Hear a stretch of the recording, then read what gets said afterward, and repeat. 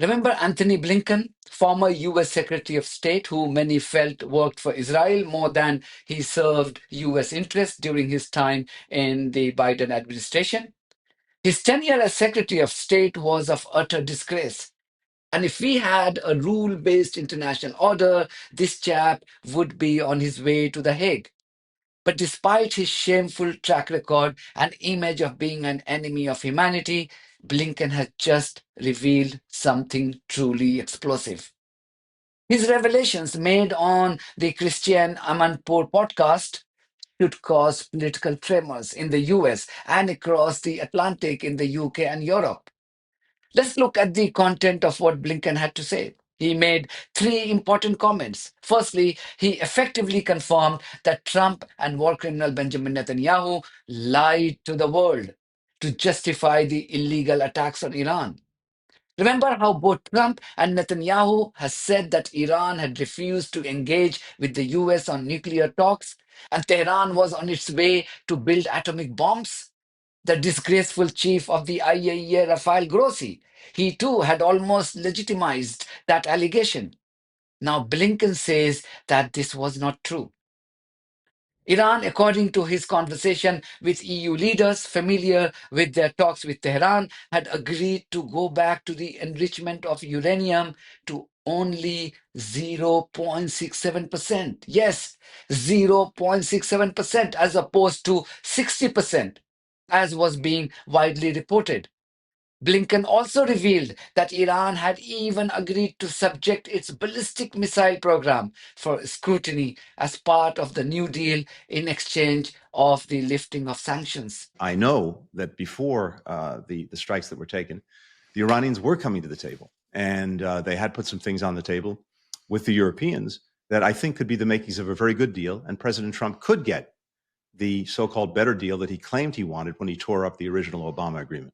What I heard from former European colleagues, people who are on the job now, is that the Iranians were prepared to come forward with a new deal that would have pushed the breakout time for the production of fissile material back to a year or more. To do that, that means that instead of enriching, and sorry for all this technical stuff, but under the Obama deal, the Iranians could enrich their uranium to 3.67%. With the centrifuges they had, the technology they had, that meant basically that the breakout time would be a year or more. They apparently agreed with the Europeans that they'd go back to a year or more breakout, and that meant enrichment at less than 1%.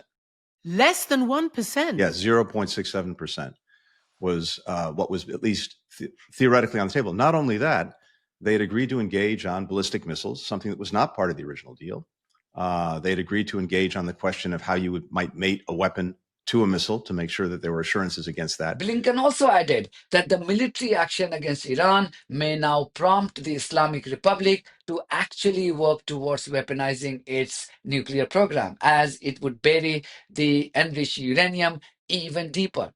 There are already reports that Iran had safely relocated its highly enriched uranium to unknown locations.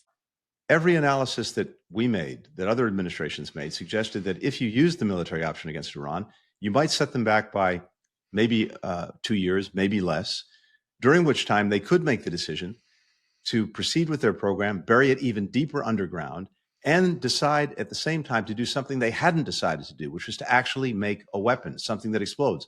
You've got the fissile material. That's not enough. You've also got to have a weapon.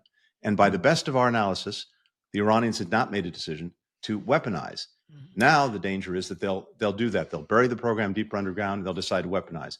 And the third important revelation that Blinken made on this podcast was that everyone, including UK PM Keir Starmer, his Foreign Secretary David Lammy, and European leaders were aware of Iran's willingness to reduce its uranium enrichment to 0.67% and even discuss its ballistic missile program. And yet, both Israel and Trump went ahead with their illegal attacks on Iran. So this is really important because you've just said a few things that none of us knew. And in fact, the opposite. Everybody thought that Iran was dragging its feet, was not coming to the table, and that's why this thing happened. Remember, President Trump said, I give them 2 months. And on the 61st day, the bombing started. So what you're saying is that European colleagues had all this information, which seemed like a lot from the Iranians, given your previous experience.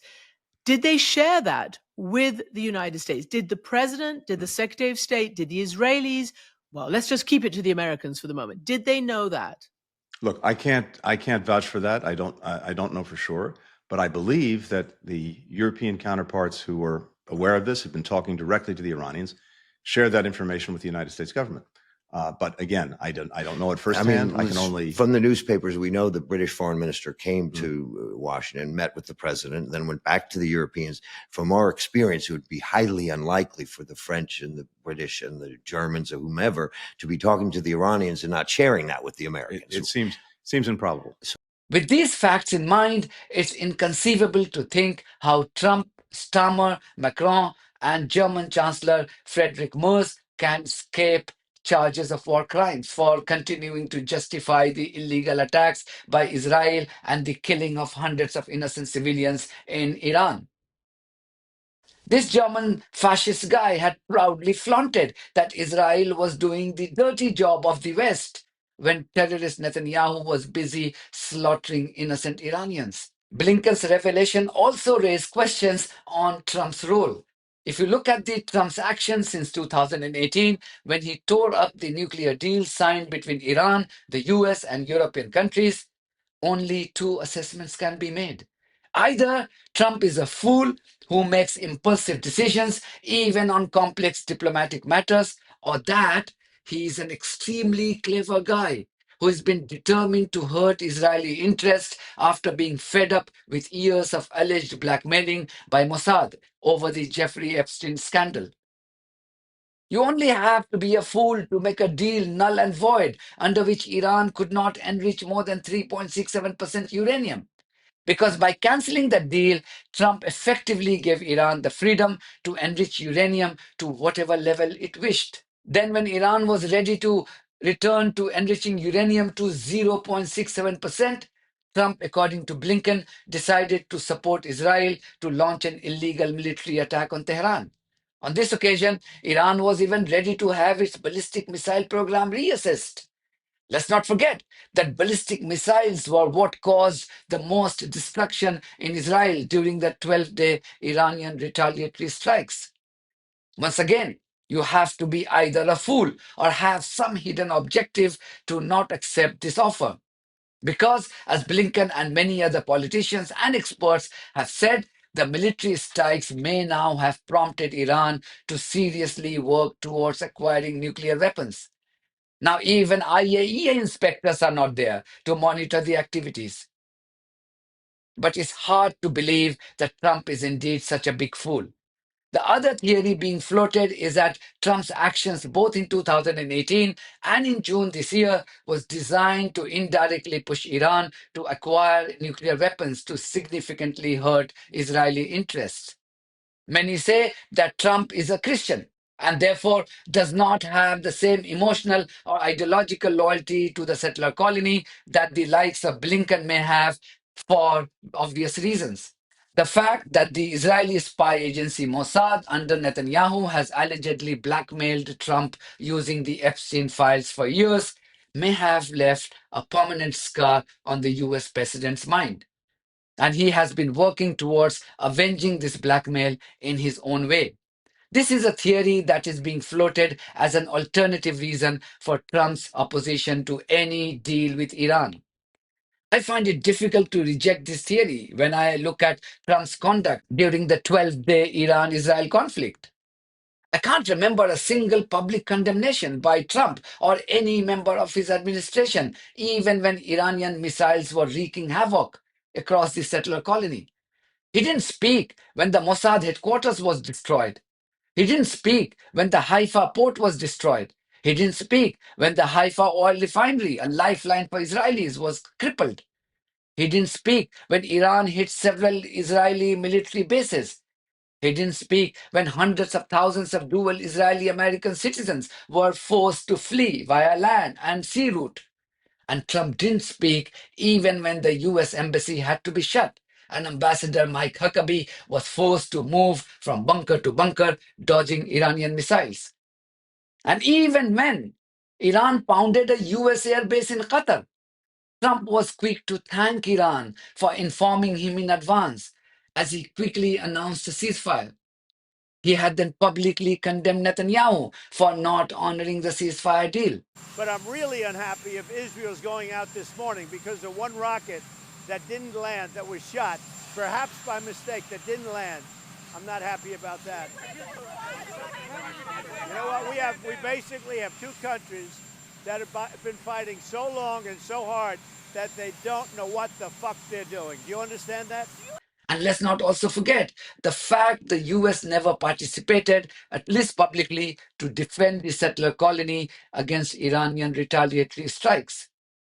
So Blinken's revelations do raise plenty of questions on Trump and his dealings with Netanyahu. Anybody in Netanyahu's shoes would be extremely worried about his relationship with Trump after these revelations. Was I right when I asked this on 24th of June if Trump had thrown Netanyahu under the bus?